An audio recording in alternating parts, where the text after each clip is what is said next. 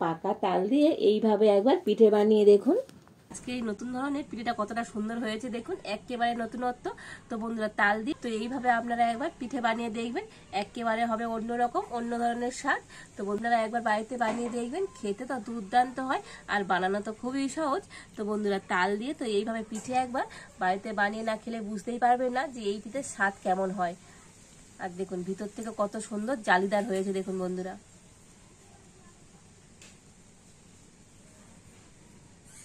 দেখেছেন তো কতটা সুন্দর হয়েছে আজকের এই তালের পিঠেটা, অসম্ভব সুন্দর হয়েছে। তো যেমন হয়েছে নরম তুলতুলে, আর তেমনই হয়েছে ভিতর থেকে একেবারে জালিদার। নমস্কার বন্ধুরা, রূপা রন্ধনশালায় আপনাদের সকলকে অনেক অনেক স্বাগত জানিয়ে চলে এসেছি প্রতিদিনের মতো আবার একটা নতুন রেসিপি নিয়ে। তো বন্ধুরা, আজকের আমি না পাকা তাল দিয়ে পাকা তালের একটা দারুণ স্বাদের পিঠের রেসিপি শেয়ার করব। এই পিঠেটা মানে বানানো যেমন সহজ আর খেতে বন্ধুরা দুর্দান্ত হয়, একেবারে সম্পূর্ণ একটা নতুনত্ব তালের পিঠে। তো বন্ধুরা, এইভাবে আপনারা বাড়িতে তালের পিঠে বানিয়ে দেখবেন, খেতে দুর্দান্ত হবে আর বানানো তো খুবই তাড়াতাড়ি হয়ে যায়।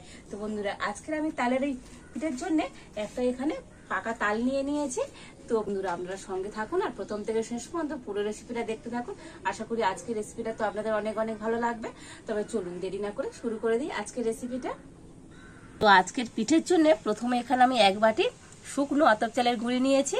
তো এই শুকনো আতপ চালের গুঁড়িটা আমি একটা জায়গাতে করে নিয়ে নেব। আর ওই বাটি মাপ করে আমি দিয়ে দেব জল।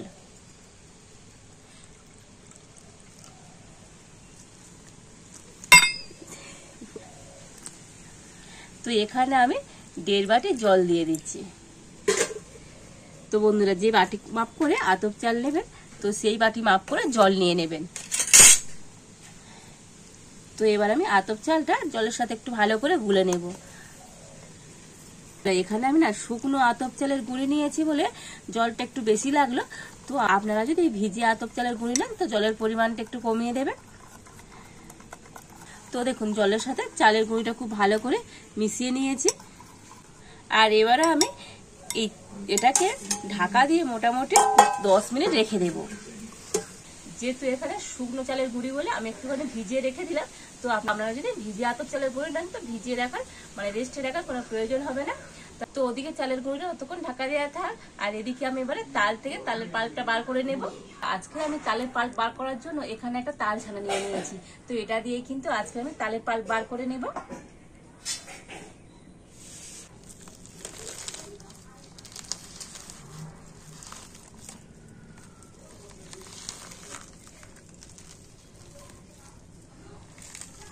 তো তালের খোসাগুলো এইভাবে ছাড়িয়ে আর ফেলে দেব।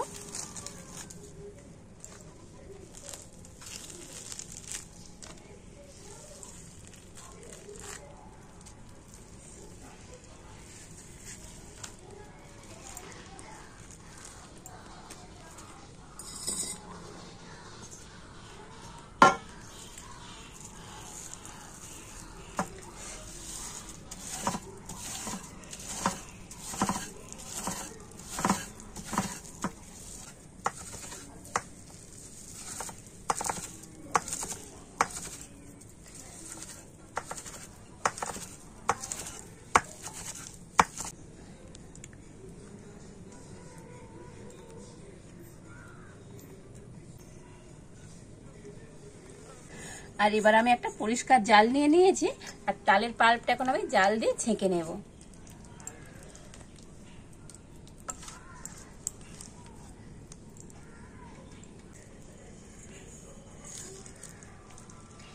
আর এবার আমি হাত দিয়ে চেপে আর তালের পাল্পটা বার করে নেব।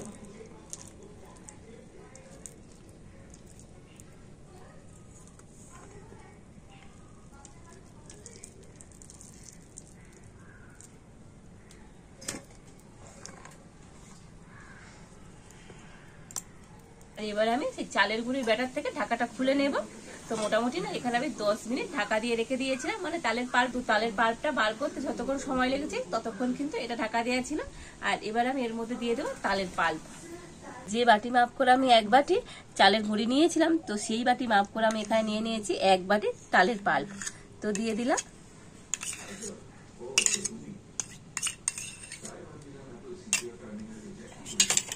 আর আর এবার দিয়ে দেবো চিনি। তো এখানেও একই বাটির মাপ করে আমি হাফ বাটি চিনি নিয়েছি, তো দিয়ে দিচ্ছি।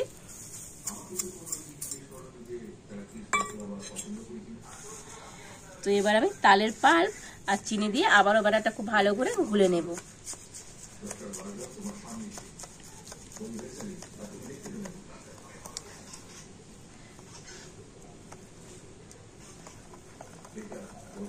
এই ব্যাটারটা না একটু বেশি করে সময় ধরে ফেটে নিতে হবে, যেহেতু এখানে গোটা চিনি দেওয়া আছে, তো চিনিটা তো গুলবে, একটু সময় লাগবে। তো একটু সময় ধরে এইভাবে একটু ফেটিয়ে নিতে হবে। তো এইভাবে ফেটিয়ে নিলে দেখবেন ব্যাটারটা কিন্তু আগের থেকে অনেকটা জল হয়ে যাবে, মানে চিনিগুলো গলে যাবে। তো দেখুন চিনি দিয়ে না ব্যাটারটা খুব সুন্দর করে আমি ফেটিয়ে নিয়েছি, প্রায় 5 মিনিট ধরে এইভাবে ফেটিয়ে নিতে হবে। আর এবার আমি সবশেষে দিয়ে দেবো ময়দা। যে বাটির মাপ করে সমস্ত উপকরণ নিয়েছি, তো সেই বাটির মাপ করে আমি হাফ বাটি ময়দা দিয়ে দিচ্ছি।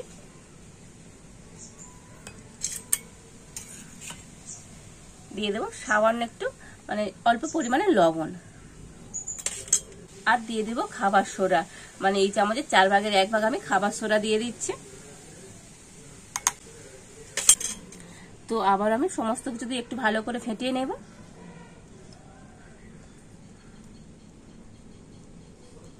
ময়দা দিয়ে তো ভালো করে মিশিয়ে নিয়েছি, আর ব্যাটারটা না অনেকটা একটু ঘন আছে, তো ব্যাটারটা আরেকটু পাতলা করে নিতে হবে, সেই জন্য আরো একটু আমি জল দিয়ে দিচ্ছি। তো বন্ধুরা খুব বেশি জল দেবেন না, মানে সবকিছুকে গুলে নিয়ে লাস্টে দেখবেন জলের পরিমাণটা কেমন লাগবে, সেইভাবে জলটা দিতে হবে। তো ব্যাটারটা কিন্তু খুব একেবারে পাতলা হবে না আর খুব ঘনও হবে না। তো গুলে নিয়ে তো ব্যাটারটা কেমনই হবে তো আপনাদের দেখাচ্ছি। দেখুন সমস্ত কিছু দিয়ে না ব্যাটারটা কিন্তু খুব সুন্দর করে আমি রেডি করে নিয়েছি। তো দেখুন একটা এরকম স্মুথ ব্যাটার তৈরি করে নিতে হবে। আর এবারে আপনাদের ব্যাটারের ঘনত্বটা একটু দেখিয়ে দিই। তো দেখুন ঠিক এইভাবে করে কিন্তু ব্যাটারটাকে রেডি করতে হবে। তো দেখেই বুঝতে পারছেন ব্যাটারটা কেমনই হবে, খুব পাতলা নয় আর একেবারে খুব ঘনও নয়। ঠিক এইভাবে করে ব্যাটারটা আপনারা রেডি করে নেবেন। আর এবারে আমি উনুনটা জেলে উনানে একটা কড়া বসিয়ে দিয়েছি, আর কড়াতে এখন আমি দিয়ে দেবো সাদা তেল। কড়াটা একটু ভালো করে গরম করে নিয়ে তারপরে তেল দিতে হবে। তবে তেল বন্ধুরা খুব বেশি দেওয়ার দরকার নেই, মানে খুব বেশি তেল দিলে হবে না, অল্প একটু তেলে কিন্তু এই পিঠেগুলো ভেজে নিতে হবে। তেলটাও একটু ভালো করে গরম করে নিয়েছি, আর তেলটা আমি কড়ার চারিধারে একটু ভালো করে ছড়িয়ে দেব। আর এবার আমি 1 হাতা ব্যাটার নিয়ে এই তেলের একদম মাঝখানে দিয়ে দেব।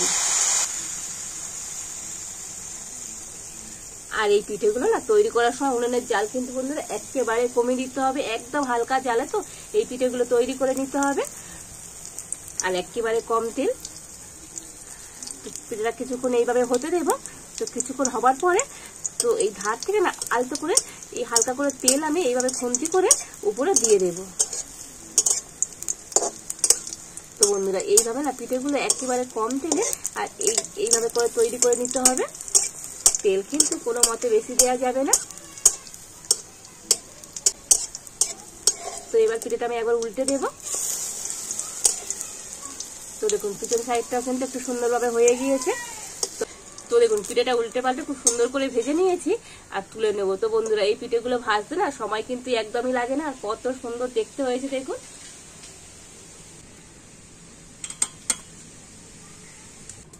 তো আবার আমি 1 হাতা ব্যাটার নিয়ে এই মাছ বরাবর দিয়ে দেব।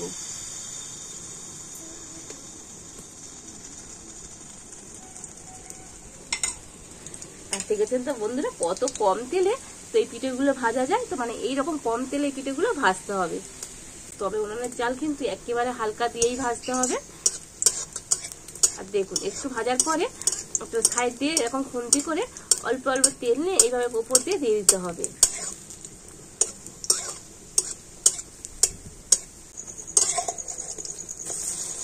তো এখানে একবার উল্টে দিয়েছি, পিছনটা দেখেছেন সুন্দরভাবে হয়ে গিয়েছে। আর এবারে এই সাইডটা খুব সুন্দর করে ভেজে নেব।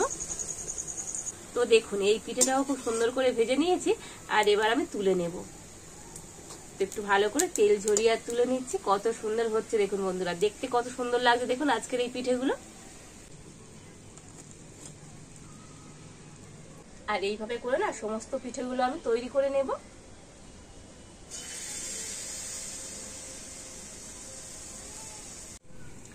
তো দেখুন এই সমস্ত তালের পিঠেগুলো আমি ভেজে নিয়েছি, আর কত সুন্দর দেখতে হয়েছে দেখুন বন্ধুরা, একেবারে একটা নতুনত্ব পিঠে।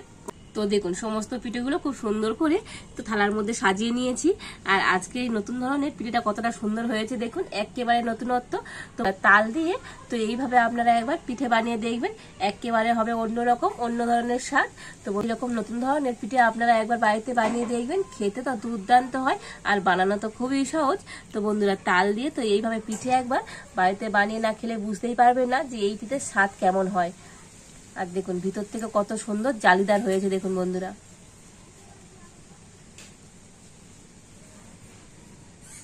দেখেছেন তো কতটা সুন্দর হয়েছে আজকের এই তালের পিঠেটা, অসম্ভব সুন্দর হয়েছে। তো যেমন হয়েছে নরম তুলতুলে, আর তেমনই হয়েছে ভিতর থেকে একেবারে জালিদার। তাল দিয়ে না এইভাবে নতুনত্ব পিঠেটা বাড়িতে একবার বানিয়ে দেখবেন। তো বানাতে যেমন সহজ, খেতে বন্ধুরা দুর্দান্ত হয়। আর এই তালের সিজনে তো এইভাবে পিঠে বানিয়ে দেবেন, বাড়ির বাচ্চা থেকে বড় প্রত্যেকে কিন্তু ভীষণভাবে পছন্দ করবে। তো বন্ধুরা আজকের আমার এই তালের পিঠের রেসিপিটা আপনাদের কেমন লাগলো অবশ্যই কমেন্ট করে জানাবেন। ভালো লাগলে লাইক শেয়ার সাবস্ক্রাইব করবেন। আজ এই পর্যন্ত, আপনারা ভালো থাকুন, সুস্থ থাকুন, দেখা হচ্ছে নতুন কোনো একটা রেসিপি নিয়ে।